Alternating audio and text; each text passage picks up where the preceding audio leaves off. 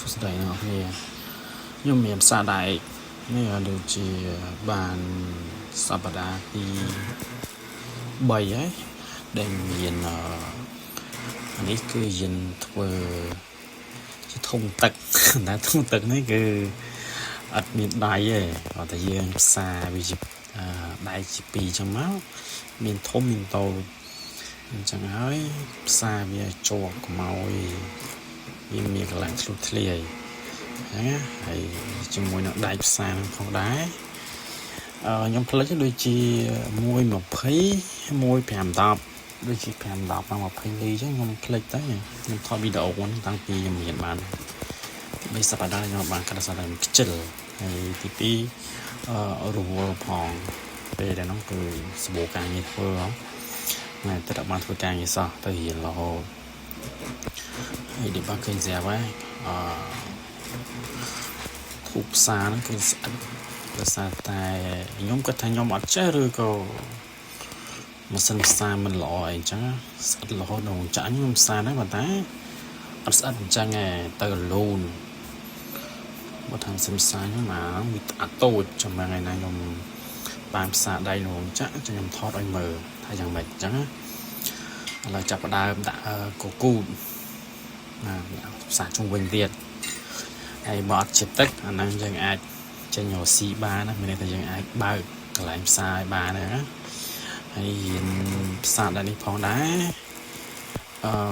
មានសិស្សចំនួន20នាក់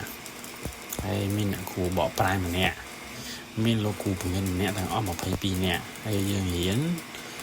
ក្នុង1ម៉ោងយើងឈប់10នាទីមានថាយើងរៀនយើងចំយើងរៀនពីម៉ោង9ដល់ម៉ោង 9:50 យើងសម្រាកម្ដងដល់ម៉ោង10យើងចូលវិញដល់ម៉ោង 10:50 យើងសម្រាកម្ដងទៀតហើយញ៉ាំបាយខាងឧបត្ថម្ភរបស់យើងហ្នឹងធនាគារណាហ្នឹងគាត់ចេញបាយឲ្យយើងហើយយើងចេញសរុបទៅដំណើរខ្លួនឯងទីហោបើយើងនៅឆ្ងាយទីហោថានៅណាជូអញ្ចឹងយើងត្រូវជិះឡានក្រុងពីណាជូមកខ្លួនឯងខាងអ្នក sponsor ហ្នឹងគេអត់ឧបត្ថម្ភឲ្យយើងទេគេឲ្យតែបាយហើយនឹងថ្លៃសាលារៀនទេអញ្ចឹងហើយសម្រាប់នេះផងដែរយើងខែក្តៅជិះពីលំបាកដោយសារតែ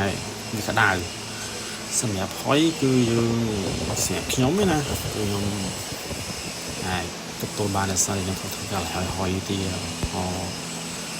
កន្លែងធ្វើជាចពោយឡានអីហ្នឹងចាប់ពុំឡានអីខ្ញុំធ្វើហើយហុយផងបានគឺខាងនេះគឺក្តៅមែនតើហ្មងស្អាតតែភ្លៀងក្តៅហើយយើងអត់មានហាបាញ់ទៅពីយើងធ្វើការអញ្ចឹងពេលយើងចង់ត្រជាក់យើងមកខាងមុខណៃឡើងខ្យល់នេះបាញ់ឡើងសូបទៅបានអត់អីហើយខ្ញុំមកដល់ថងនេះគឺខ្ញុំឆាបយូរពូសំដែរឆាបស្អាតថ្ងៃយកដាក់ទឹកយើងមកឆាបវិញចាដើម្បីមើលឃើញស្អាតហើយសិនជាមានលេខទឹកយើងទៅផ្សារថៃមិនតិច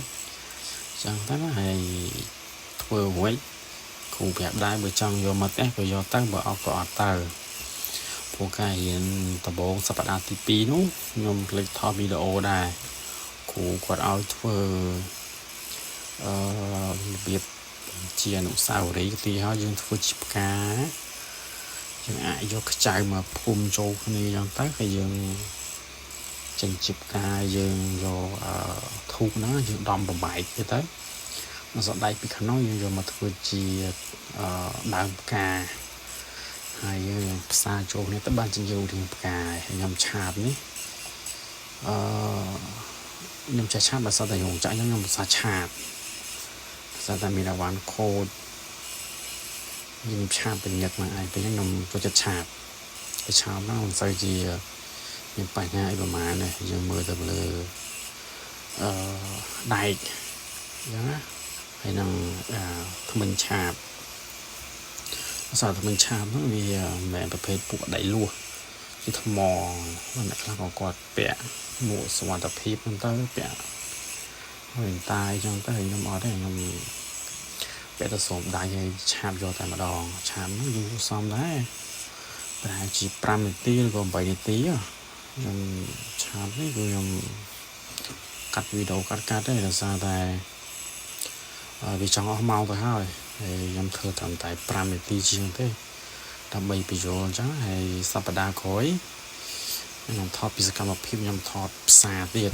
ដោយសារតែនៅរោងចក្រខ្ញុំធ្លាប់ផ្សារហើយដល់ពេលអញ្ចឹងទៅផ្សារมันលំបាកប៉ុន្តែយើងផ្សារទៅនៅរោងចក្រมันទៅជាអាជីពរាល់ថ្ងៃអីទេទីហោដូចមានអាទេស